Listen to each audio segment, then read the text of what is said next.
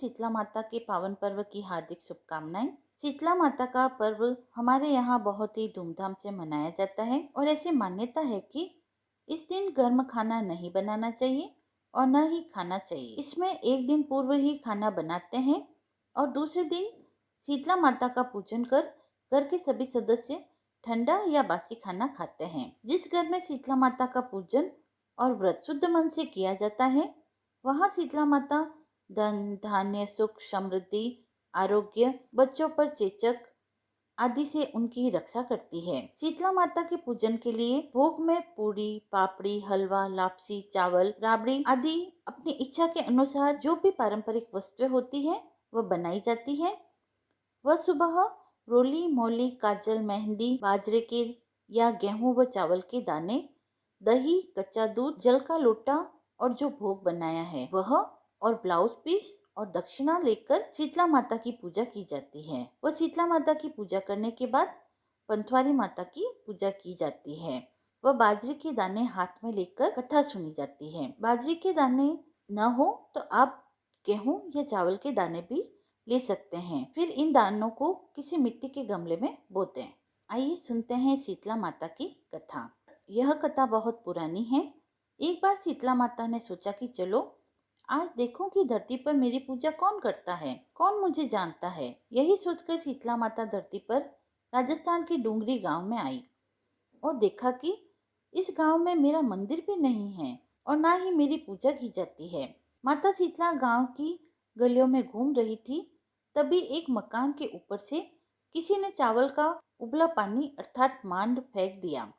वह उबलता पानी शीतला माता के ऊपर गिरा, जिससे शीतला माता के शरीर पर फफोले हो गए। शीतला माता के पूरे शरीर में जलन होने लगी। शीतला माता गांव में इधर उधर भाग भाग कर चिल्लाने लगी, अरे मैं जल गई, मेरा शरीर तप रहा है, जल रहा है, कोई मेरी मदद करो। लेकिन उस गांव में किसी ने शीतला माता की मदद नहीं की। वहीं अपने घर के बाहर एक कुम्हारन बैठी थी। उस कुम्हारन ने देखा कि अरे यह बूढ़ी माई तो बहुत जल गई है, इसके पूरे शरीर में तपन है, इसके पूरे शरीर में फफोले हो गए हैं, यह तपन सहन नहीं कर पा रही है। तब उस कुम्हारन ने कहा, माँ तुम आकर बैठ जाओ, मैं तुम्हारे शरीर पे ठंडा पानी डालती हूँ। कुम्हारन ने उस बूढ़ी माई पर खूब ठंडा पानी डाला और बोली, हे माँ मेरे घर में रात की बनी हुई राबड़ी रखी है और थोड़ा दही भी है, तू दही राबड़ी खा ले। जब बूढ़ी माई ने ठंडी ज्वार के आटे की राबड़ी और दही खाया तो उनके शरीर को ठंडक मिली। तब उस कुमारी ने कहा, आ माँ बैठ जा, तेरे सिर के बाल बिखरे हैं, आ मैं तेरी चोटी गूंथ दूं। और कुम्हारन माई की चोटी गूंथने लगी, कान सी बालों में करती रही। अचानक कुम्हारिन की नजर उस बुढ़िया माई के सिर के पीछे पड़ी तो कुम्हारिन ने देखा कि एक आंख बालों के अंदर छुपी हुई है। यह देखकर वह कुमारी डर के मारे घबरा कर भागने लगी। तब उस बूढ़ी माई ने कहा, रुक जा बेटी, तू डर मत, मैं कोई भूत प्रेत नहीं हूँ, मैं शीतला देवी हूँ। मैं तो इस धरती पर देखने आई थी कि मुझे कौन मानता है, कौन मेरी पूजा करता है। इतना कहकर माता चार भुजा वाली हीरे जवाहरात के आभूषण पहने सिर पर स्वर्ण मुकुट धारण किए अपने असली रूप में प्रकट हो गई। माता के दर्शन कर कुम्हारन सोचने लगी कि अब मैं गरीब इस माता को कहाँ बिठाऊं। तब माता बोली, हे बेटी तू किस सोच में पड़ गई। तब उस कुम्हारिन ने हाथ जोड़कर आंखों में आंसू बहते हुए कहा, हे माँ मेरे घर में तो चारों तरफ दरिद्रता बिखरी हुई है, मैं आपको कहाँ बिठाऊं।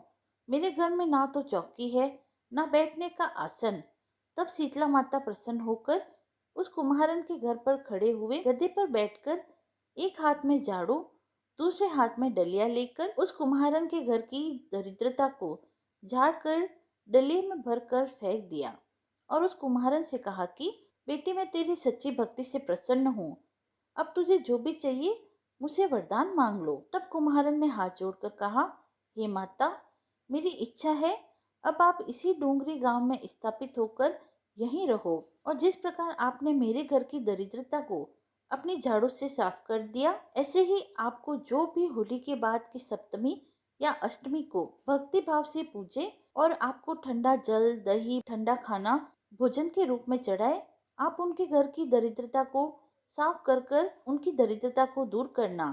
और आपकी पूजा करने वाली नारी जाति का सुहाग अखंड रखना, उसकी गोद हमेशा भरी रखना। साथ ही जो पुरुष शीतला सप्तमी को नाई के यहाँ बाल न कटवाए, धोबी को कपड़े धोने न दे और पुरुष भी आप पर ठंडा जल चढ़ाकर, नारियल पुष्प चढ़ाकर परिवार सहित ठंडा बासी भोजन करे, तो आप उनके काम धंधे व व्यापार की दरिद्रता समाप्त करना, उसमें कभी भी दरिद्रता न आने देना, उन्हें दिन दुगनी और रात चौगुनी तरक्की प्रदान करना।